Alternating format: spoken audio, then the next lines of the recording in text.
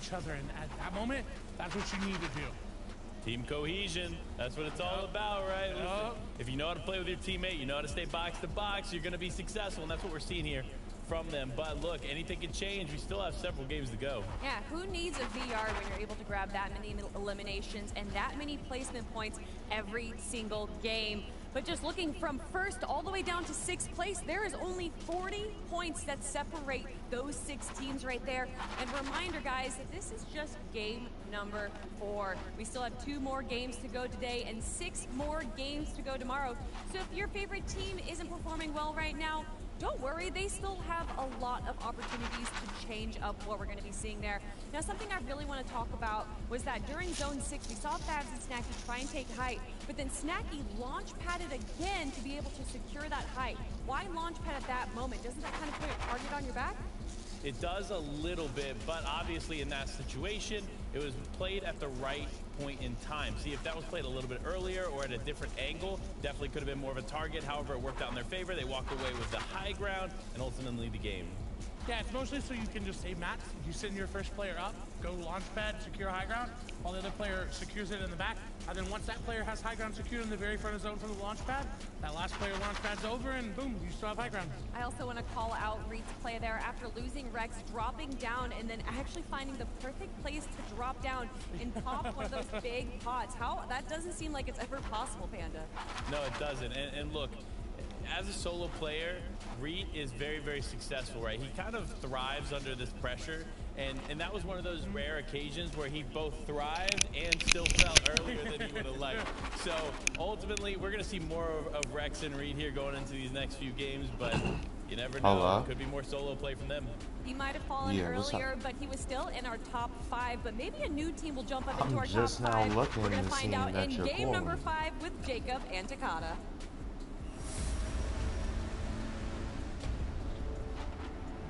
Look like you found it. After 4 games, Takada at a total of 12 throughout 2 weekends. It's very, very important for these teams to really finish strong because you want to give yourself as much of a cushion going into day 2 as possible because anything can still happen. Look, I normally say game 5, game 6, these are normally the last 2 matches, right? But we have a whole other 6 matches tomorrow, so these last 2 matches, they're important, but also, you can kind of use them to kind of get a feel of the lobby, right? What the opposing was doing, what can you improve on, what can you work on? Because you can still get that comeback in day 2 if it's not going too well. If it is going well, I mean, you just keep it rolling, Jacob. Yep, and we're going to keep it rolling indeed, because you heard the battle bus is ready, and so is game number 5, where honestly, if you might be that inexperienced player, the pressure might get to you just a little bit, but you got to realize it's a marathon. It's not a race. Even though the day may end today, the entire finals continues tomorrow with 6 more games, so it's important. We talk about so many things, being able to get the elims, resource management, going for surge, but mindset is just as important as every one of those things below the list. Starting off here with Salco and Kimchi, but we see them doing what they can in these late games and these early games, but in the 21st spot, they're going to want to change something if they really want to be on that top side of the leaderboard. But 47 points, I mean, it's not a bad place to be in. You can really make something happen. We saw what Arkham and Epic Whale did in the first match with 10 eliminations and the victory royale. I mean, they shot up that leaderboard. Yeah, and even though we don't want to talk about their day number 1 of last season, they still took it to a lot of teams in day number 2, boosted up the leaderboards. You got to imagine if that day number 1 went just as well as Lime returning after that kind of downfall in the previous game, getting that down and knock onto Fecoy. He's looking to kind of clean it up, get his shields up, and have themselves a much better start this go around. Lime, see if you can find that angle. This Chip is popping up some mini shields, but there has been a knocked player. They could have this advantageous position, kind of baiting him out, it seems, as Fecoy's knocked there, but Lime has not went for the finish yet. Playing it slow, kind of trying to see what the teammate is going to do, what Zayres is going to end up deciding. Will they go for that 1 versus 2? Will they back off? Will they try and go for the reboot card? I mean, there's a lot of options, but Not so many possibilities as Chip is actually going to go down here. Now, Lime has to clutch it up in the 1 versus 1, and the worst part is there's another duo close by, and if they go for that third party, Jacob, it could be the end of both of these duos in this engagement. Yeah, this is their chance. Go ahead and try to kind of make something of these last 2 remaining players. 2 different solos, 6 possible points, but Lime wasting no time, getting right into the box and gets that elimination. And you know as well as I do, Andy and Chicken here, all this action going down, these Limes immediately trying to go for the reboot. And you know he's going to try to make like a banana and split, but does he have the time? Chicken with the high ground turns, drops from the top, beginning to put that pressure, continuous pressure that is just so insurmountable. That Lime with his back up against the wall, very few options. He's going to get dropped. And what a fantastic play to try to save the day. An even better one from Andy and Chicken. I mean, I love what we're seeing from this duo, right? They don't have to risk it in the early game as they drop a little further out from Chonkers. And even though it doesn't have as much loot as inside of Chonkers, you still have that opportunity to get the third party if an engagement happens. And they really take advantage of that. But what are we seeing here, Jacob? Sedna and Physics, they are right behind Landjock, and he does not have a clue. If they get a nice 3-2-1, they might just be able to knock Landjock down here. Yep, they're waiting until they get close. They know Sedna does not have an AR, either variation, striker or ranger, so they have to wait till they get closer and closer, close the gap as Physics and Sedna looking like they're going to have a play, but as soon as the cover breaks, got to imagine Landjock's going to be able to see him. The 3-2-1 comes in.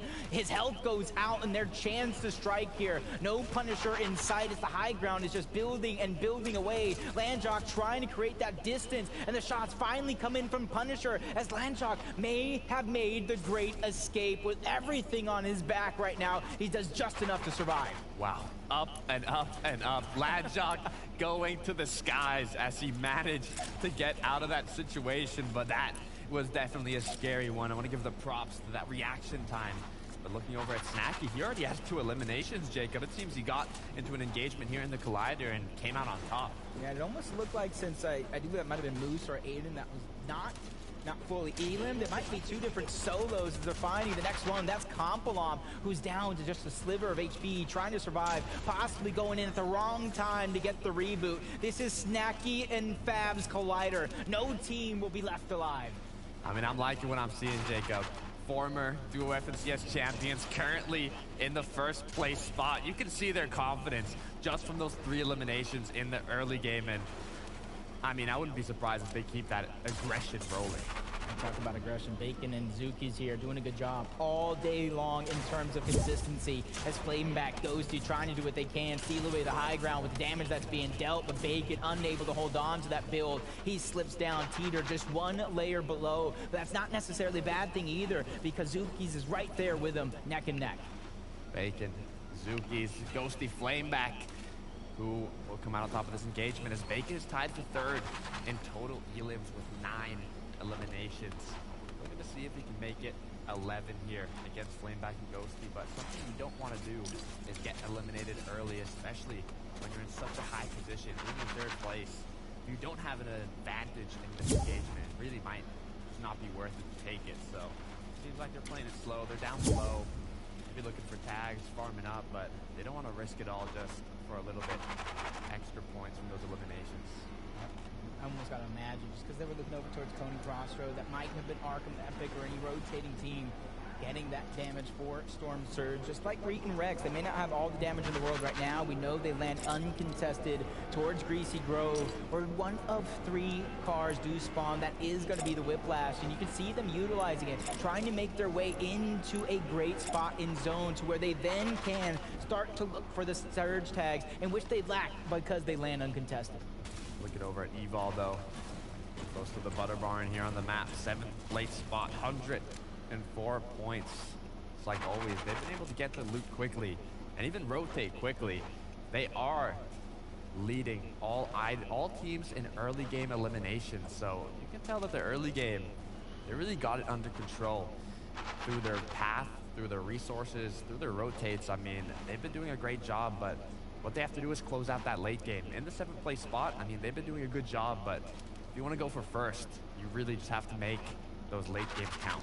Yeah, and it goes to show because of that southern portion of the map overall is not as contested as the northern portion of the map, they're probably catching a team off guard before the third party can even come in. That's just a possibility knowing how well they are playing so far on every different angle you look at. Aggression, lack of aggression, surge, and that's going to be a great tool for their confidence, realizing whatever gets thrown at them, they can take it in stride. Just like Faz and Snacky, 3 eliminations to his name, and he knows since he took down Aiden early on, there's still a solo around. It's about figuring out where that solo is and taking him out before the rest of the lobby knows when they see. And even though it's not Snacky, it might be Fabs trying to go in. He found the player he was looking for, and this is where they're going to go ahead and slow it down and reunite together to pick up this elimination. This aggression has been going on for so long for Snacky and Fabs, but they have to be careful as Snacky gets straight into the box. And I mean, be careful eating up my words there. Snacky annihilating Moose, going up to 4 eliminations now. You can tell they're fueled up. And when a duo like Snacky and Faz are fueled up, they're a dangerous train to go against. This Bacon here has lost Zuki's now in a 1 versus 2, but the confidence is still there. Playing aggressive, getting the reboot card of his duo partner, and now might choose to disengage. Yeah, you can see he's immediately trying to get out of dodge. You knew a couple of teams were there, but does he know 2 more slowly but surely trying to move in? And I like the play by Ghost Team Flameback. Create some distance from that actual altercation. That way they can now be that third party opportunity of other teams tend to overstep their boundaries, or they can try to make that quick rotation. As you see, it does begin to pull a little bit more north as Coney Crossroads is just on the edge of zone. Bacon here still holding his ground, does not want to move here, actually not making any noise at all. He might even want to see if he can get a shot onto one of the opponents. From seeing how confident he was playing against his duo, I wouldn't be surprised if he wants to get a bit of action here, or maybe even he just wants to wait it out and play one of the reboot fans that are close by. As the zone has pulled far, you can see at the bottom right of the mini-map, it's pulled more to the north side of the zone, or his north side of the map, so they will have some time to get the reboot if he's not spotted as a solo. But in the meanwhile, we got Spool, we got Kenzo, getting a nice little rotate done with the cannon close to the collider. Makes me wonder how Snacky and Fabs are doing right now, as they started so strong, but nice little rotate, do not get tagged by any opponents, and they're just gonna keep it going until they get the zone. Kirsten just a little bit tagged a little late, but you could see their rotation and how they play. The blueprint has already been laid from earlier games.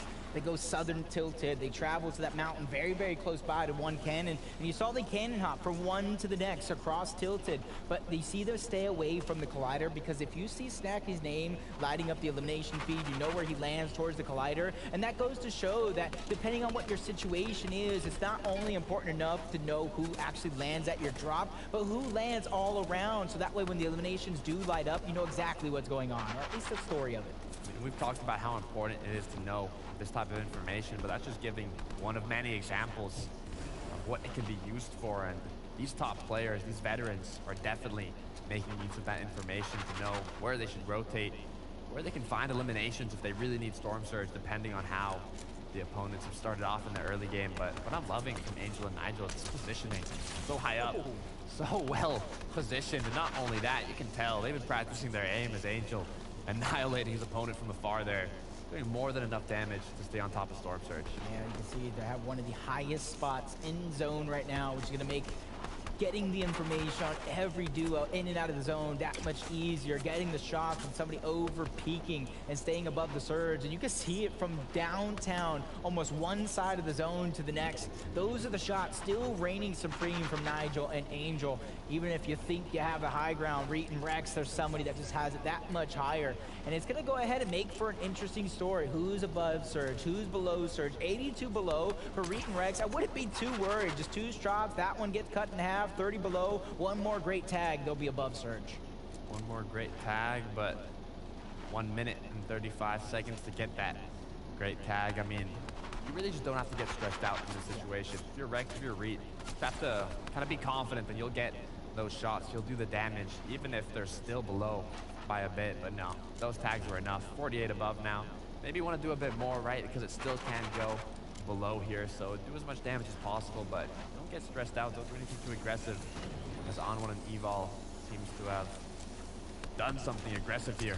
Seems like they might have even got to into an engagement inside of the storm, as how far out they are right now. And Maybe they can use the cannon to rotate in, but there could be duos kind of holding them, and that would make it very risky to get back into the zone. Yeah.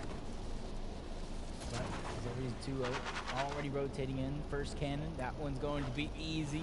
Getting the information while you're flying through the sky, though, is definitely going to be a must. Figure out where these players are positioned at and where to go from there, as Midi and Kaboo still trying to get whatever's left towards Command Cavern. And if you look, they have the floppers, they have the med mist, and you got to imagine they have some other heals, or at least the location of them nearby, which has them feeling of confidence that, hey, we're going to be able to get out of this storm, we're going to be able to heal up no problem. But the timing is what my biggest question is. Do they have enough to get themselves a good spot in zone? And timing's so important.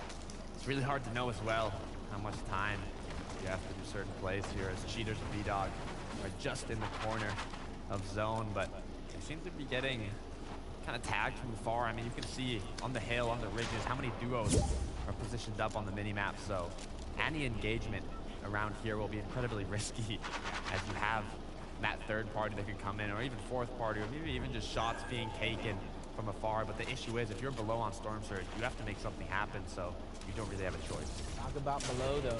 Sedna physics below the shifty shafts. Land a big shot onto Cheaters, who are trying to be proactive and get the surge that they need, but that one comes at the wrong time. They find these players, they peek, they get taken down, and physics, Sedna, they got exactly what they were looking for. They go back down into the shafts of Shifty to try to make a quick rotation, but B-Dog peeks yet again. The feeling of deja vu as he's getting tagged up. Storm Surge also playing a role. Minis are a must, and he's going to go through a ton of these shields if he's looking to out heal it. So they got to figure out that perfect moment to turn this one on its side and get aggressive. I mean, that's the issue. You know it's too risky of a play, but when you're below on Storm Surge, sometimes you really just don't have the choice.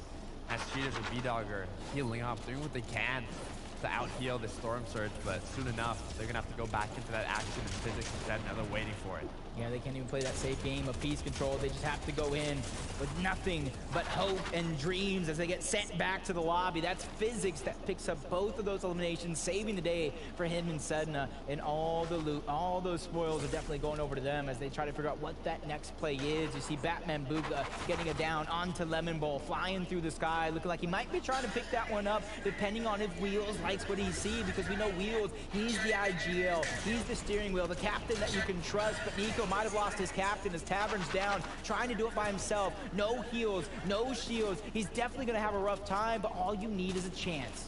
Nico, now with 0 shields to work with. You said it was going to be tough, but it's really going to be very difficult as Pars and Rays are down below. 200 effective HP on the both of them, but the thing that could save Nico here is the Storm. All these duos have to rotate, and they might not think it's worth it to hunt for this solo instead of taking that positional advantage. So now Nico is gonna have to make something happen. Gonna have to rotate. Meanwhile, though, there are duos close by. There are duos inside the zone looking back. So if Nico doesn't find some mobility here, or maybe even a path from his opponents, he might just get taken out, and that's just what ultimately is gonna happen. So just grinning ear to ear, sneaking that elimination backside of zone. Fab Snacky. The 4 eliminations from the early game, still kind of holding them in the spot to where Surge has not been a worry for them. They're just picking and choosing spots, going from one zone to the next. But spots of play are getting rebooted. The shots quickly fire off, dropping him to about half HP or less. As he's continuously looking around, it's 14 seconds. This is going to be the thing that they're looking for as the next zone pops, as Zooks and Bacon trying to figure out where those eliminations went, right into their hands, but they're looking for more, continuously trying to get aggressive. Getting one on a beast is not enough. They get into the box. Bacon gets chopped down, though. One play to the next. Getting offensive right after getting that elimination. The greed, that's what did him in. The greed made one of our most consistent duos, if not the most consistent duo of the day, get taken out before the top 30th position. I mean, that is going to be pretty negatively affecting their position, but the good thing is there are 12 matches, 6 today, 6 tomorrow, so they'll have more than enough time to make that comeback and keep it going. And it's not even really a comeback, it's how well they've been playing throughout the day. Looking at Landjock and Punisher, though, had that massive jump in the leaderboards after securing the victory royale. Now sitting at 80 points in the 11th place spot, getting closer and closer to that top 10. 9 players need to go down before I mean, I wouldn't even say Surge is a worry right now because it has to be one more full zone as well, but you still got to accumulate that damage because it always is a thing in the back of these players' minds. You can see how they were able to pick up this elimination onto Trey. They immediately go in box to box, the pre-edits, which is the most important part. They kind of boxed him up in a ring. I mean, they really just full pieced him with pre-edits. I mean, sadly, he was crouched, so he couldn't even get out, even though he was right in the open, breathing fresh air, but that fresh air was not enough to save him, as Arkham and Epic Whale are some vicious creatures when they want those eliminations. But Benji Fishy now, also known as Vanillas, and Wavy Jacob, 84 above Storm Surge, 119 points, doing a great job overall, but they want to close it out stronger, making their way into this fourth zone with only 40 seconds left until the fifth one opens up. But Kenzo School finding a quick little elimination off the solution. Yep, big elimination for them to kind of get that refresh. A couple more points underneath their belt as well, that boosted confidence, but it's the damage to stay above the Storm Surge threshold that's most important. But only 4 players need to go down, so it's not going to be too much of a worry. As Prism gets dropped, that number continues to dwindle. Epic Whale getting a knock on the notch, 0 going down. You got to imagine, because it wasn't a knock, that they are back to the lobby overall, and that's 3 more points for Vanilla. Kenzo School here up on a higher elevated location. I mean, if they pull first moving, they do have the choice to hold it, because this zone would pull back to a big hill, so it could be huge, but actually turns out to close more on the northwest side of the map here, with only 1 or maybe even 2 duos inside the zone, leaving a majority, if not almost all, of the players left to rotate here. But some of them are starting off early here, and Reet and Rex are doing a nice little ground rotating. I was going to say it's working out, but right as I was going to say that, Rex gets cracked here, and now Reet is forced to go back and help his duo partner. Yeah, I was kind of thinking the same thing. 2 peas in a pod, and it was working out for them at first because they went off the mountain. They slid down, but as soon as those teams began to catch up to them, they were now in their line of sight, which is where those shots did come from. But a lot of our top teams, or at least 2 of them in the top 5 right now, Vanillas, Wavy Jacob, hip to hip with another team who's also hip to hip with Snacky and Fab, the team currently sitting in first place, 155 points so far. They continue to have this performance. Honestly, they can be threatening a lot of teams tomorrow with that match point. I mean, it's scary, right? Match point. I would love to see one of these duos make it happen. And looking at Snacky and Faz's confidence in this early game, I wouldn't be surprised if they pull out a big late game here. 155 points, looking to make it closer and closer to that 200-point threshold. But so far, they're playing their game. 5th zone, 20 seconds till it closes. First moving will appear. They have the loot, they have the mobility, they have the materials.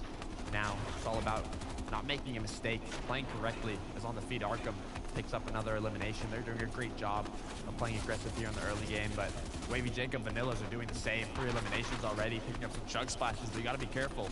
When you play aggressive, you put yourself in risky situations, and with these duos close by, you get dangerous. And as they continue to kind of shoot those shots at your cover, you're just expending a lot of those builds to go and hold and maintain your position. So it makes it harder for that high ground take to be a thing, but we've achieved it. We got to 6 moving zone. This is where at least one duo has a play to try to hold on to that high ground. Whether they keep it or not, that's definitely going to be another story, because you see so many madness launch pads, so many players second height wait for this opportunity to try to steal it away. But as zone begins to move, those players that are towards the backside are going to have to rotate off of that elevation, off of the mountain, to try to find their way into zone.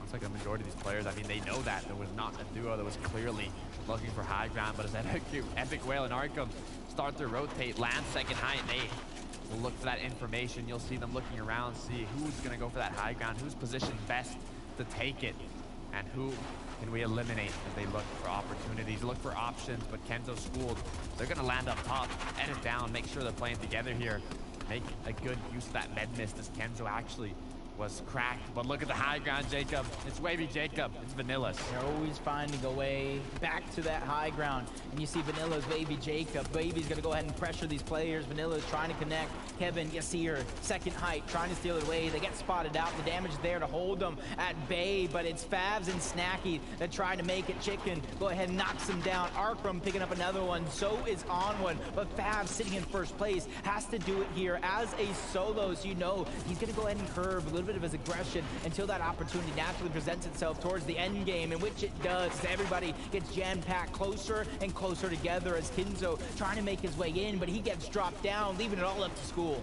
Cool, playing it as a solo, just like Favs. As Snacky has been taken out, but the solos might just collide here, might get into some engagements as Favs continues his rotate.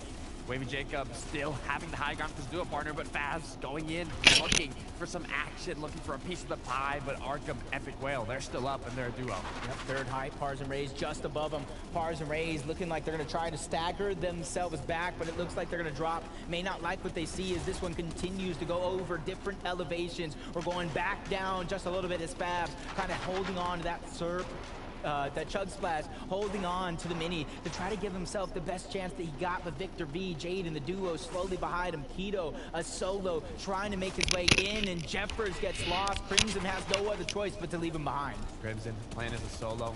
Reet gonna be taken out here. Favs now still up, still in that first place spot, clutching up those extra points for his duo. His Punisher is gonna get cracked, 24 effective HP, but Favs takes down another. Now has 2 eliminations once he gets this finished, but he's gotta be careful. He gets edited down. Will the drum shotgun be enough? It is now. Up to 3 eliminations, has to get into zone. Only 12 effective HP. He said, Snack, you got 4. Don't worry, brother. I got you. As they're trying to maintain that first place, Punisher went down. It's all up to Landshock. He doesn't have any builds. They run out. He runs dry as Favs trying to continue his run, and he finds Landshock slipping, but unfortunately, there's only so much one man can do. 4 eliminations each for both Favs and Snacky as this one's coming down to the wire. Our final 4 teams, Arkram, Epic, can they do it again? Can they win 2 games overall? Can they make it happen right now with 7 eliminations? It's looking like Wavy Jacob and his duo partner Vanillas are gonna have to go into that engagement. They actually crack Arkham. Epic Whale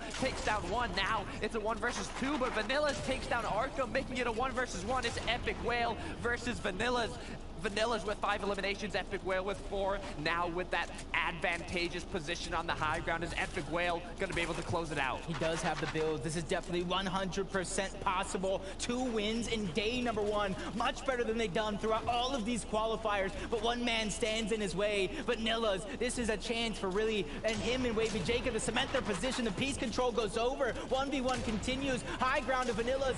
Not backing down is Epic Whale, who gets dropped just a little bit. Vanillas taking the high ground, taking the HP lead. It's all up to him as he tries to make it happen. Epic Whale flirting in and out of the zone, and Vanillas will take the game with 6 eliminations. Really had me on my tippy toes there, Jacob, from the 2 versus 2. Arkham and Epic Whale against Wavy Jacob and Vanillas to the last moments, 1 versus 1 as Vanillas retakes the high ground. Just had a little bit more materials than Epic Whale, and then use that positional advantage to get the shots in and get that last elimination, securing the victory royale. That is a huge match for Wavy Jacob and Vanillas. With how consistent they've been playing, that's a huge boost of points as well. And the way that he was able to take the high ground at the end, Vanillas 1v1 from low to height, that's a huge daring play. But man, if you're gonna be a champion, you have to make plays like that. And it was difficult to do because Epic Whale actually had the high ground first, so Vanillas had to stay calm, had to stay collected,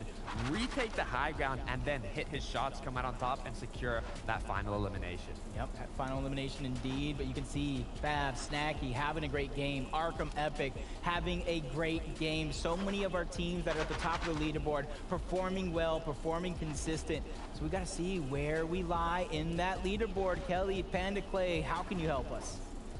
Thank you so much, Jacob and Takata. And what a great game 5, the 2v2 down to the 1v1, but it was Vanillas on top. We're actually on low and then on top and then on low, I think. But an incredible play there. 8 elimination VR for that game number 5. And you know, I really want to talk about the height steals there because it looked like for a moment it was Wavy, Jacob, and Vanilla that took it. Arkham and Epic Whale launched, but then decided to go for second height.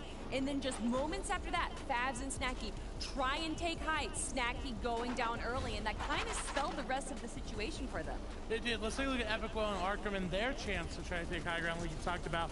They're really good at going for it, so when they did that, I was very surprised that they didn't fully commit to the high ground, because as soon as we see Epic Whale looking up, we know, all right, high ground take's coming at some point in time. So I was very intrigued, but I'm glad they went for this low ground play. It just seems like they weren't as comfortable there. Yeah, I definitely agree. And one thing I want to talk about with Arkham and Epic Whale, if they do not go for high ground, it's because they see something that we don't.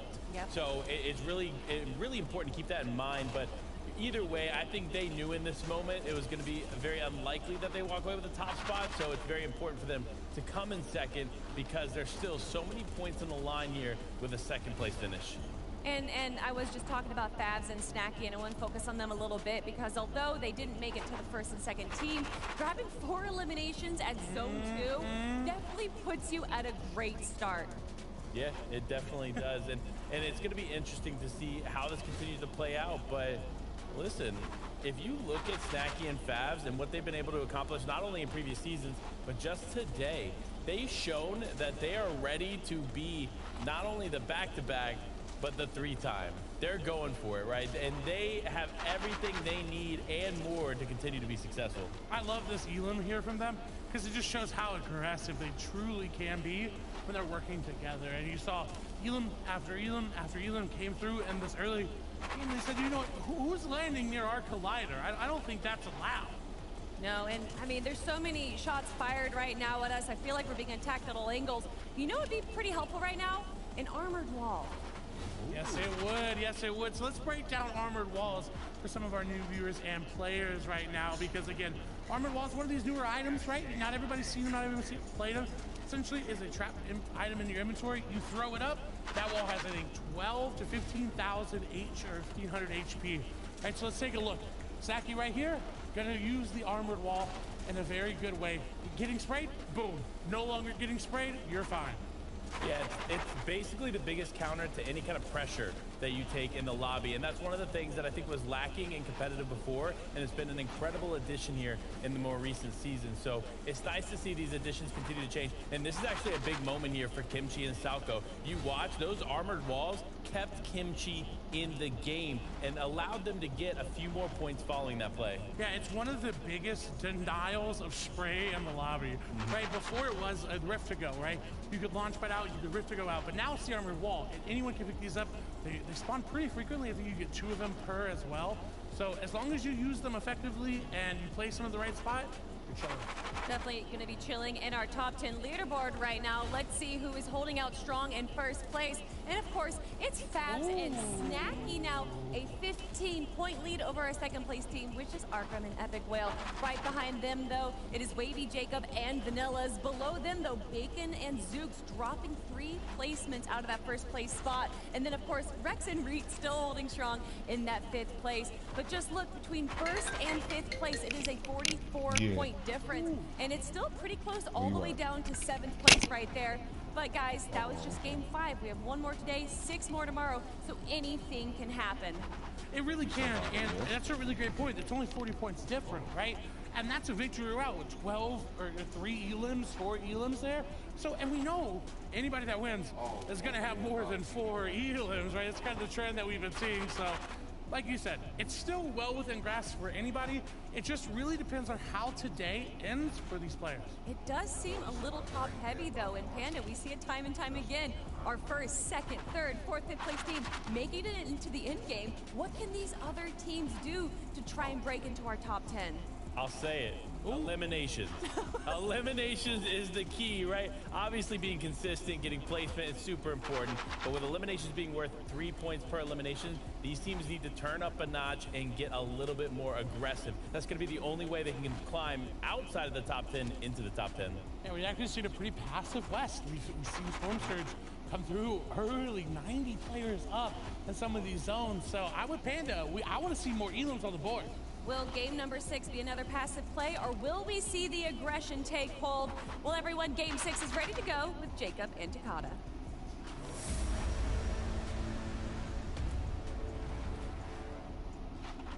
Thank you so much, Kelly, Panda, and Clay. Amazing breakdown, as always, from the best analyst in the West, Jacob. But this is it. Game 6, the last match of day 1. We still have 6 more matches tomorrow, but this is the end of day 1. We've seen clutches, we've seen duos really coming out on top with double-digit Elim victory royales. But the question is, who is going to take this last match, and who is going to be on?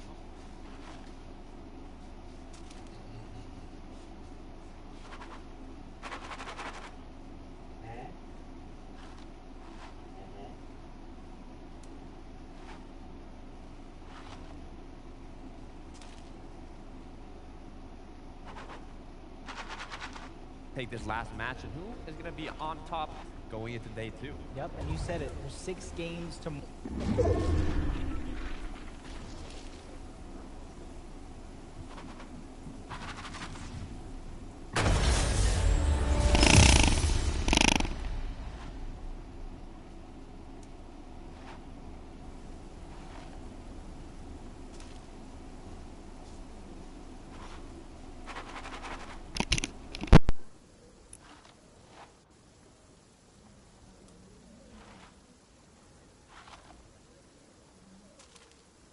Is that you got time to prepare, but what we don't got time for is the action, the battle.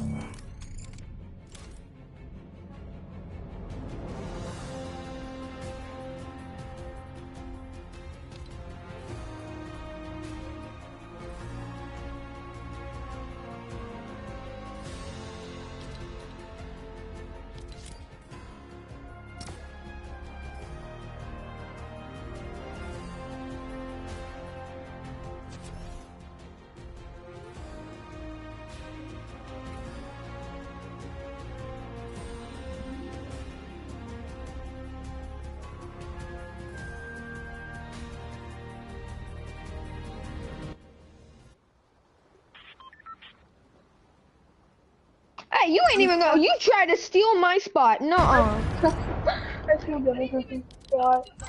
I'm not talking to you. I'm talking to this girl. I have a name. Thank you very much. Forgot it. Dude. How am I missing? How in the world am I missing? I'm gonna hit.